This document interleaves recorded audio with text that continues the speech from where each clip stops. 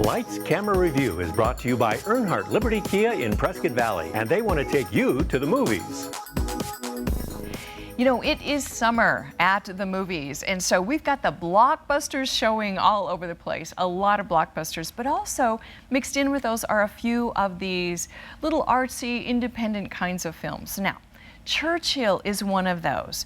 It's meant to be a very personal portrait of England's Prime Minister Winston Churchill during the last days of World War II as he vents his opposition to the planned D-Day invasion of France, though he is powerless to stop it. Skeptical of its likely success, Churchill is haunted by the predictable slaughter on the Normandy beach. Let's take a quick look at Churchill. Beaches always bring it back. I mustn't let it happen again. Winston. Good God. I was working. The Cabinet Office has sent you a new secretary. It's such an honour to meet you, Mr. Churchill, sir.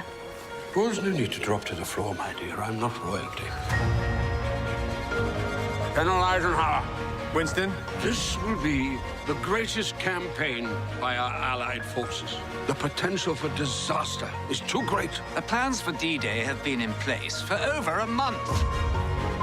I can't lead this. You have no choice. It's as if my experience, my knowledge of warfare count for nothing. The invasion of France must be stopped. No, sir, you must be stopped. Do you want to be coddled? I'd settle for some respect. Then don't complain when someone tells you the truth. The army is ready. Okay, let's go. Half of those men will be rotting corpses by tomorrow. That's enough! My fiancé is on one of those ships. I don't want to hear that the man I love may in a few hours be dead. I'm sorry. I have no right. You have every right. I need your help. Try acting like a hero, Winston, and then maybe people will believe that you are one. This is the Prime Minister speaking. You must give them hope. Make them believe they will win this war.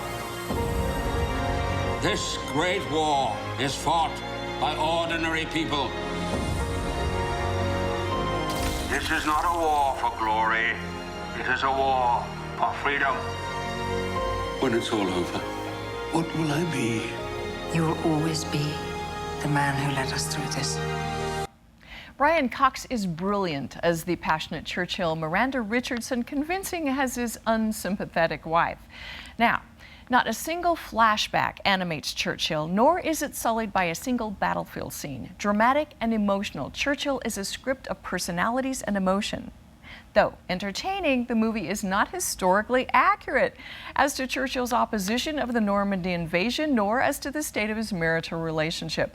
I'm not sure why one would do a biography that was fictional. However, in its defense, Cox's Churchill was sympathetic and his resemblance to the great statesman remarkable.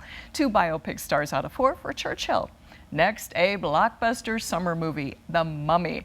Now, this is an action-adventure fantasy about a ruthless Egyptian princess, Amenet, buried for centuries in the Mesopotamia desert until Nick and Chris, looting buddies played by Tom Cruise and Jake Johnson, seek out the tomb for its riches and release the evil mummy. Sophia Boutella is formidable as the ancient princess, Annabelle Wallis, ever so smart as anthropologist Jenny, and Russell Crowe plays the creepily unpredictable Dr. Henry Jekyll. Let's take a look at The Mummy.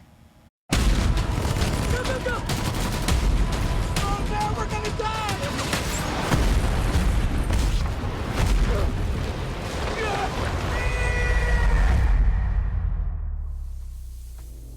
What the hell? Whatever's in there has been safely hidden for 2,000 years. This isn't a tomb.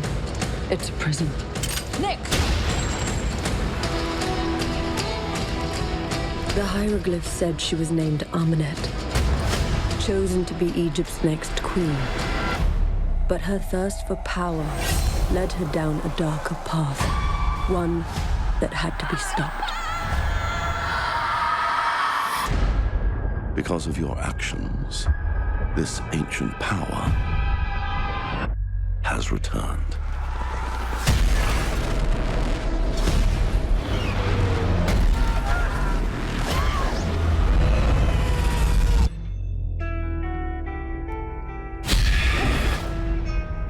You are alive because you were chosen.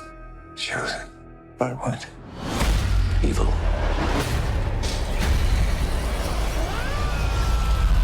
The ultimate evil. Legend has it she's a being of unimaginable powers. Now she's using you. To regain them. Oh my God. She will not stop until she has remade our world into her own. Just stay with me. I'm scared. I'm gonna figure this out. Don't leave me. The Mummy is yet another take on a much-done plot. Most memorable was the humorous series starring Brendan Fraser. Plugging in Tom Cruise was preposterous, however, and this incarnation of the Mummy is not funny by a long shot. It makes a lame effort at humor, but ends up like Day of the Living Dead. The Mummy's effects are epic, though, and the overall action captivating. Actually, it wasn't half bad until the absurd ending, which reboots it for a sequel. 2.5 stars out of 4 for The Mummy. Thanks for joining me at the movies. And if you take a test drive over at Earnhardt Liberty Key in Prescott Valley, they will give you a free gift card so you can go to the movies too. Thanks for joining me, and we'll be right back on Sandy and Friends.